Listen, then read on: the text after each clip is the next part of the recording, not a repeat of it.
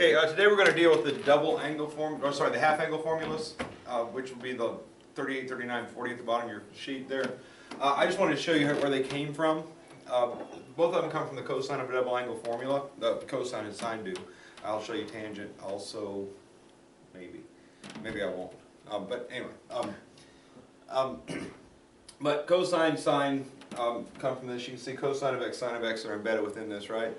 And this angle is half as big as that angle. So the idea is if I make this into, this top one into cosine of x, this makes 2 cosine squared of x over 2, like that.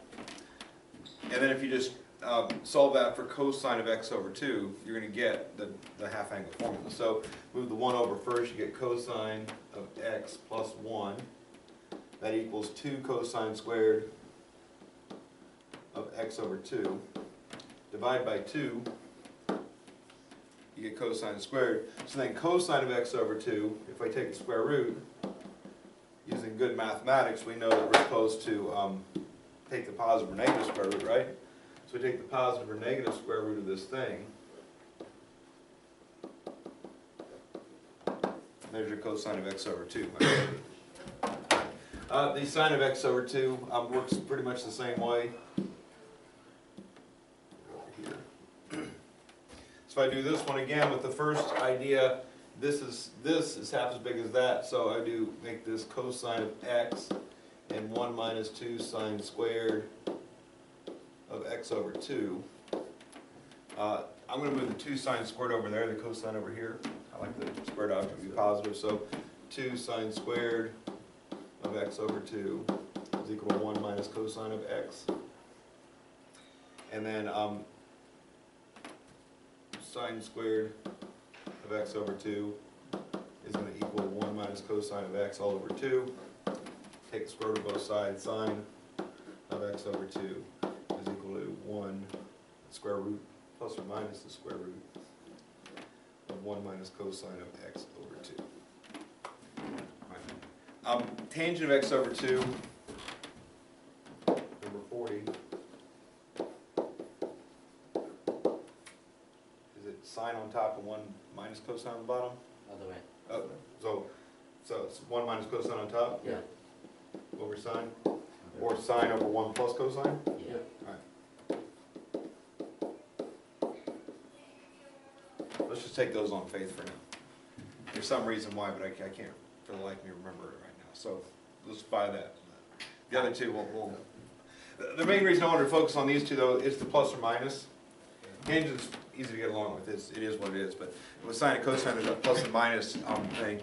And if I'm doing an identity and I have to substitute for sine of x over 2 or cosine of x over 2 the other part, I've got to put the plus or minus within my work.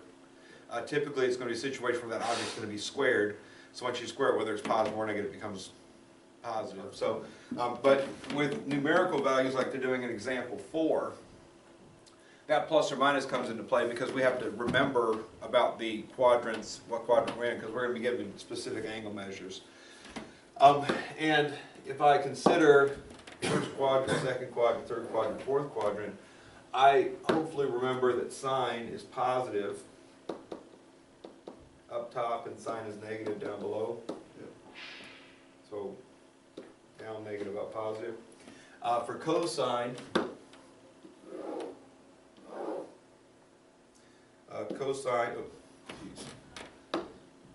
cosine is positive to the right and cosine is negative to the left. Right? So if I can establish where I'm at, okay, because we're doing, these are the half angles, we want to make the double that angle, right? So what I'm going to do here to evaluate this, I'm going to establish that this is sine of 1/2 of 150. Okay, so I want to create some angle out there that if I take half of it, I'm getting the angle they gave me in the problem. And ideally, the angle I'm putting right here is one of those angles that I actually know the values of, right? But if I consider the fact that this is sine of 75, this is what I'm trying to evaluate here, it has a positive or negative sign on its answer.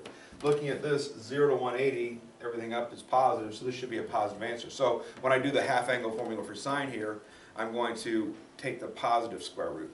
All right. All that and shrink it up.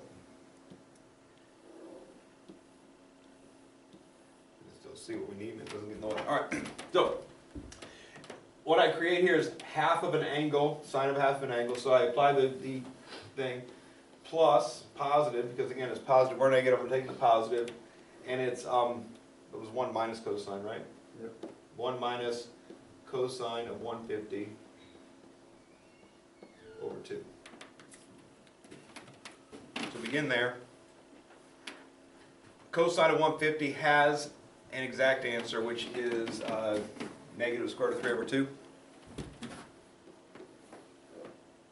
And it's minus, right? So minus negative makes positive square root of 3 over 2, all over 2. And then looking at that fraction, if I double it, I gets rid of that fraction there, right? So I'm going to get the square root of 2 plus the square root of 3 all over 4. And that ends up being, since the square root of 4 on the bottom is a nice, pretty, perfect square, we're going to get the square root of 2 plus the square root of 3 all over 2. And that's how I'd like the answer to be written, as a simple radical expression. All right. Doing cosine of 67.5, same deal. First off, I have to establish for this right here, is it positive or negative? 0 to 90 is positive for cosine, 67.5 falls within that, so that'll be a positive answer. 67.5 times 2 is equal to 135. So I can rewrite this as cosine of 1/2 of 135. Again, that's the problem, that's the same problem, it's just written in a form that has the ability to use an identity to get the answer. All right, we've already established we're taking the positive square root, and it's 1 plus the cosine of that angle, divided by 2. So apply the identity. Cosine of 135 is negative square root of 2 over 2. So 1 minus the square root of 2 over 2 over 2. Just like the last one, I got a fraction here with a 2 in it. Multiply by 2, multiply by 2, multiply by 2. We're going to get the square root of 2 minus the square root of 2 over 4. Again, the square root of 4 on the bottom is a nice perfect square, so I'm going to get the square root of 2 minus the square root of 2 all over 2. That's the square root of 67.5. Both of those were degree measures. Now we have a radian measure, so that's another possibility. If you look at your radian measures, you got pi over 6s, pi over 4s, pi over 3s, pi over 2s. There's no pi over 8s. All right, so if you're not getting one of those, if you're getting some different denominator, pi over 24 even, take any of those, if you can, half of any of those, 3, half is 6, but we already know those, half of 4, 8, we don't know those, half of 12, 24, we don't know those, so 3 pi over 8, so, and again, tangent is going to work itself out, you don't have to worry about the plus or minus sign on this. I know that 3 pi over 8 is equal to 1/2 of 3 pi over 4. So that's the structure I need to put on here. I can get that out of the way now since we're done sine and cosine. So if I'm doing tangent of 1/2 of 3 pi over 4, I'm going to do it upside down again. Sine on top, 1 plus cosine on the bottom. Okay. All right. And again, either one works. So in fact, in section 6.1, you actually did an identity that said sine of x over 1 plus cosine of x equal to 1 minus cosine of x over sine of x. So that's the identity. So they're the same. But anyway, sine of x on top. So I'm going to do sine of 3 pi over 4 over 1 plus cosine of 3 pi over 4. All right. So again, once you've established the half angle formula, this is what x is. That's what's going to be put into these expressions down here. The sine of 3 pi over 4 is the square root of 2 over 2.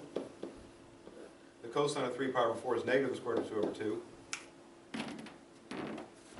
And notice that we have 2 as a denominator there, so I'm going to get the square root of 2 over 2 minus the square root of 2. Multiply top and bottom by 2 plus the square root of 2.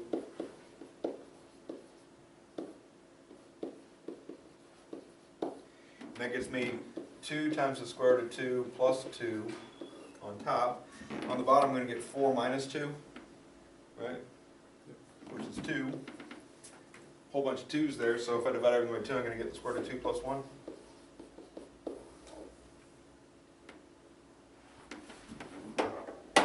I'm thinking the other one might be better, where you put sine on the bottom, so you just have a single object on the bottom instead of 2. So instead of having to do a binomial fix, you can just do a monomial fix. Let's try that real quick. See, extend the page here. So if we did the 1 minus cosine of 3, no, yeah, that's right, 3 pi over 4 over sine, right? That's going to give me 1 minus the square root of 2 over 2, actually 1 plus the square root of 2 over 2, right? Over the square root of 2, and, over 2. Multiply everything by 2, you're going to get 2 plus the square root of 2 over the square root of 2. Multiply everything by the square root of 2. So it's going to be 2 times the square root of 2 plus 2 over 2, which is the square root of 2 plus 1. That was a little bit more pleasant. Still have the radical and denominator fixed, but it's a monomial instead of a binomial. Again, same answer regardless. I'd probably stick with that one if I had my choice then. The 2 on top, 1 on bottom. Let's go with that thought every time.